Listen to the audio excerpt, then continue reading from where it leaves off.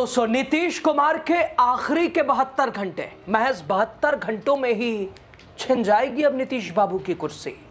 इस्तीफे की शुरू हुई तैयारी, उधर एक्टिव हुए निशांत, इधर कांग्रेस के दावे से मची खलबली, बीजेपी का प्लान भी क्या हुआ एक्सपोज।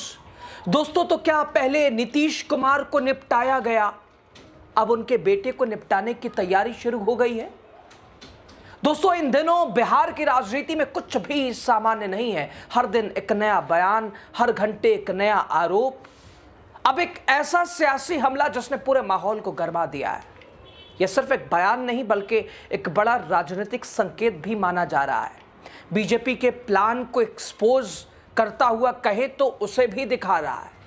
और अगले 72 घंटे नीतीश कुमार क्या करने जा रहे हैं बताएंगे आपको। लास्ट तक आप बने रहिए। द राजनीति बिहार का खास सेगमेंट आप देख रहे हैं। मैं हूं आपके साथ यासूब रजा। दोस्तों, बिहार की राजनीति से दूर रहने वाले निशांत कुमार अब बहुत ही ज्यादा सक्रिय नजर आ रहे हैं। क्यों? क्योंकि अगले 72 घंटे में नीतीश कुमार इस्तीफा देने वाले हैं। यानी ये नीतीश कुमार के आखिरी के 72 घंटे। बिहार की गद्दी पर नीतीश कुमार महज 72 घंटों के मेहमान हैं। हो सकता है ये वीडियो आप जब देख रहे हो तो ये 72 घंटा कम होके हो सकता है 60 घंटे हो जाए या फिर ये 65 घंटे हो जाए। यानी अब आखिरी के 2 से 2.5 दिन बिहार की गद्दी पे विराजमान है नीतीश कुमार। अब नीतीश कुमार युग बिहार से हो जाएगा खत्म। और दूसरी तरफ जहां बीजेपी सपने सजाए बैठी है, तो निशांत क्यों इतने एक्टिव हो गए? निशांत क्यों बैठकों पे बैठकें ले रहे हैं? दोस्तों, निशांत कुमार की सक्रियता, एनडीए की बैठक, सियासी हलचल बढ़ी हुई है। आज भी निशांत ने पार्टी के कार्यकर्ताओं के साथ एक के बाद एक बैठक करी है। वैसे तो दोस्तों, अब बिहार की सत्ता जेडीयू के हाथ से निकलकर बीजेपी के पाले में जाने वाली है। इसकी गहमा-गहमी देखी जा सकती है। बिहार की राजनीति में एक बार फिर से सक्रियता देखी जा रही है।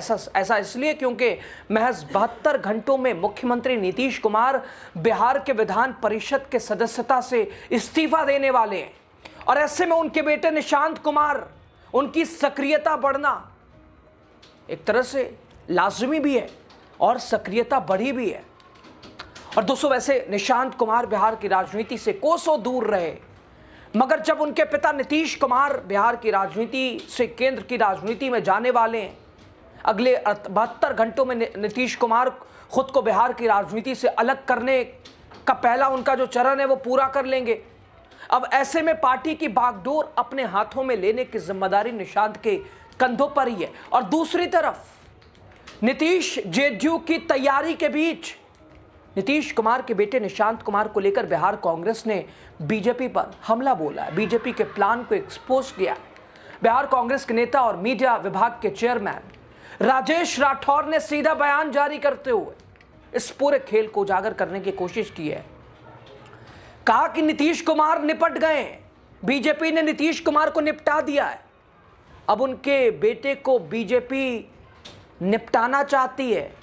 नीतीश चाह रहे हैं बेटे को अपनी जगह दे दें, लेकिन उससे पहले ही नीतीश को निपटाने के बाद अब बेटे के ऊपर, बेटे का नंबर, अब बेटे को भी निपटाने की बीजेपी की प्लानिंग शुरू होगी। राजेश राठौर ने कहा, अखबारों में एक विचित्र खबर छपी है कि बिहार के मुख्यमंत्री नीतीश कुमार का यानी 50 वर्षीय बेरोजगार पुत्र जो उन्हीं के घर में रहता है, उनकी रोटी पर पलते हैं। लेकिन कल गुरुवार अपने पिता से मिले।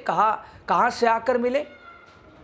कहीं कमाने गए थे या चिड़िया खाने से आके मिले? बताइए। हर दिन उसी घर में रहते हैं, फिर ये बैठक, ये अंदर बंद कमरे में मतलब है कुछ? इसके मायने क्या है? संदेश क्या देना चाह रहा है? सुनेंगे आप राजेश राठौर को। पहले बिहार के प्रमुख अखबारों में और बड़े अखबारों में एक विचित्र और बड़ा न्यूज है। वो बड़ा न्यूज क्या है कि बिहार के मुख्यमंत्री नीतीश कुमार का 50 वर्षीय बेरोजगार पुत्र जो उन्हीं के घर में रहते हैं, उन्हीं के रोटी पे पलते हैं, लेकिन कल अपने पिता से मिले।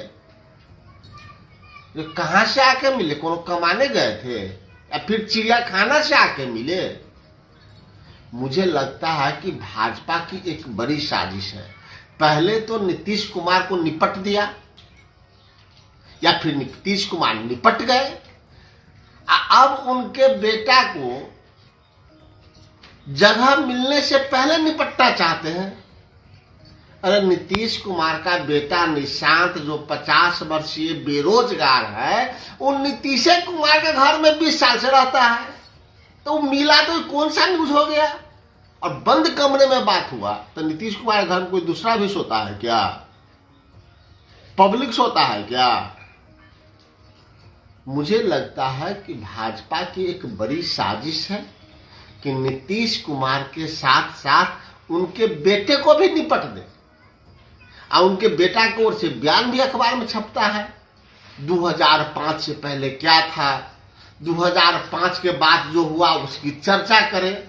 2005 के बाद आपके पिताजी बिहार को बेरोजगार बना दिए, जितनी चीनी मिल थी सब बंद करा दिए, कोई उद्योग नहीं लगाए। बंगाल में जितनी बार सरकारें बनी 5 साल काम की, आपके पिताजी को एक बार 5 साल के लिए चुनता है, उसमें 3 सरकार बना लेते हैं। पूरे बिहार का भट्ठा बैठा दिया कुछ दलालों, माफियाओं, कमीशन खोरों की सरकार बना के नीतीश कुमार ने रख दिया है। यानी दोस्तों, एक तरफ नीतीश कुमार जब से उन्होंने ये फैसला किया दिल्ली जाने का, तब से कयासों का दौर, लेकिन अब घंटा नीतीश कुमार अपने इस्तीफे की तरफ बढ़ रहे हैं। और दूसरी तरफ अब पूरी तरह से नीतीश की बिहार की राजनीति निशांत कुमार पर शिफ्ट होती नजर आ रही है। लेकिन उससे पहले कांग्रेस के दावों से फिलहाल बिहार की राजनीति में खलबली मची है। साफ संदेश कि अभी तो आगे आगे देखिए निशांत के साथ बीजेपी कैसे खेल करती है। कांग्रेस ने इसे उजागर किया है। आपने राजेश राठौर को सुना। राजेश राठौर का कहना है कि 2005 के बाद बिहार में बेरोजगारी बढ़ी है, उद्योग बंद हुआ है, चीनी मिलें ठप पड़ी हैं, राज्य दलालों और माफियाओं के हवाले हो गया है।